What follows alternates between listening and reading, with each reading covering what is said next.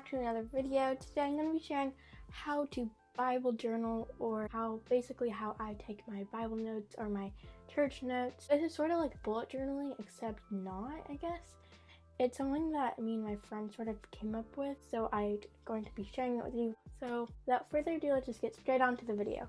First things first, what exactly is a Bible journal? Basically, when I was coming up with this concept, it's probably something already somewhere, but basically what I thought of was I really wanted to bullet journal at the time, and I also really needed to start taking notes on church services, and I wanted to somehow have my church notes be influenced by bullet journaling. So I literally sat there for hours trying to think of how can I influence bullet journaling into my church notes. Now that I'm thinking about it, it sounds very similar to like journaling your Bible, but that's not what this video is about. I'm really horrible at that. But this is basically just like how I take my church notes and my Bible notes and things like that. This is my notebook that I use for all my church notes. I got it from Staples, and it's just this black color. It's actually dotted in the inside, but you don't need a dotted notebook. My friend who also does this concept for her notebook has a line journal, so it really does not matter. I actually put the sticker on the front that says faith on it and looks like a cross. You might think it looks familiar if you watch my Hydro Flask video. It actually is the same sticker for my Hydro Flask. I just took it off and put it on this notebook. What supplies do you need to Bible journal? Basically, it's very, very simple. All you need is a notebook and a pen. I personally like to also use some highlighters to make my notes more fancy. Like, I use the mild liners. They have so many colors, and you can use them as markers or highlighters, and you can also draw with them. So it makes my notebook a lot more cuter, I guess. You can use whatever you want. You can use just normal Sharpie highlighters. You can use markers. You can use the Crayola Super Tips. It really doesn't matter, but that's just what I use. As long as you have a notebook and a pen or a pencil, you're good. Now I'm just gonna do a quick little flip through before I tell you like how I take my notes. My notes have definitely evolved from when I first got this. I got this notebook in the beginning of September, and I had no idea what I was going to do with it. I knew sort of, but the way I took notes, what I did was I kind of like wrote down the scriptures, and I wouldn't take down actually any notes. And I don't even know why I did that. And literally it would take me ages, and like the first 4 pages of my notebook are not even finished because I would give up writing the scriptures because church would be over and I still hadn't finished my notes. You know, I've tried to go back and finish it because it bothers me so bad how it's not finished, but that's just how it is. But then I started realizing that that's not going to work. So my notes have definitely evolved from the beginning when I started taking notes to now. Now we are going to get into how I do it. Okay, so the first thing I'm going to be teaching you guys is how I take my notes for church or when I'm studying the Bible. So the first thing I'll do is I will write down the date on the bottom, and then I will go to the top and write whatever I'm at, depending. It really depends where I am at, obviously. So today I wrote Sunday morning just for an example.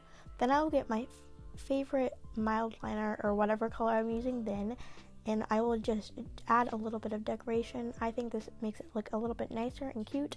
So then I will write the topic, and I will start my notes. So usually my pastor will like give us verses and then go into his notes. So I will just write the first down, and then I will just write the notes. Sometimes my pastor actually does go and add stuff later, so I can just add. What I do is I just add the Bible verse later, and I make sure to not do that until I know it's done. Then sometimes something can be super important, so I will just do a little arrow, and I will write whatever is super important really, really big, and I usually either box it or I do a little like cloud around it, so that way future Laura can come and find it easily. Also, I like to do little stars next to anything that I think is important as well, so that way it's easier to find. Also, I think it's really cute. Then I will just go and add anything else to make it look a little bit nicer. This is mainly just for the looks because I like to have cute notes. I don't know why, but that's just me. Okay, so now we're going to move on to how I take my notes for when I study the Bible. The first thing I do is I write out the book I'm studying and the chapters. Then I will just go and write the first chapter down that I'll be studying, because I actually take notes by chapter. I think that's a little bit easier for me. Then I will go up to the top and write the date, obviously, because if you don't know, writing the date is honestly so important. Then I will just take notes like usual, and this basically just keeps going on and on until you're done reading your chapters. It's pretty self-explanatory, so I'm not going to do all of them. So then I will go on to the next page. You obviously don't have to do this extra stuff, but this is what I like to do. And I will write key details, and I'll just write down any of the key details that. And this is more of like a summary, so it's not just by chapter, it's more of the whole, all of the chapters I read. Then I will go and write key people. I just like to write down the people that came a lot and were like main characters in the scriptures. Then I will go and do a little box sort of and split up into two. And one side I will say what God said in the chapter, and another side I will say what I got out of it. This just helps me to know what the lesson of the scriptures were. Then I will go on the side and write questions, and I'll just write down any of the questions I get, because sometimes the Bible has old words that I don't understand sometimes, so I'll just write them down so later I can search them up, and it makes it a lot more understandable for me. So basically that's how I take my notes. There's probably a lot of other ways, but that's how I do it. Now we're going to move on to some ideas you can do for your own journal. So the first thing I did was write a little Bible verse. I wrote Mark 9:23. I thought it was just a really cute verse. Then I saved 2 pages, so that way when I'm done with this, I can go and make a table of contents. Then I actually did this, and it's so cute, I think, and I wrote the books of the Bible, and I wrote New Testament and Old Testament, and basically I'll just color it in whenever I finish reading that chapter, so that way I can keep track of what chapters I read. Then you flip over to the monthly page. What I like to do is I'll write a Bible verse. I try to make it relating to the season on the left, and then on the right, I will just write the month and the year.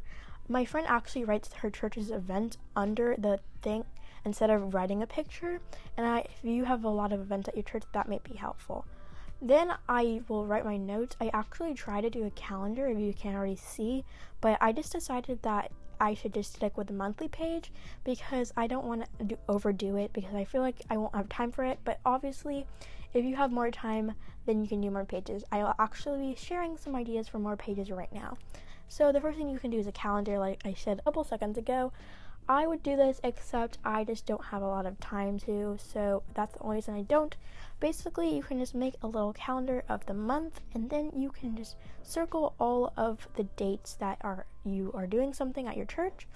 Another idea is you can plan out your week and say which times you're going to be spending your time with God or reading your Bible, so that way you can plan it out. And I feel like when you plan things out, it's a lot easier to actually do it. So if you're having trouble actually reading your Bible, that may be easy.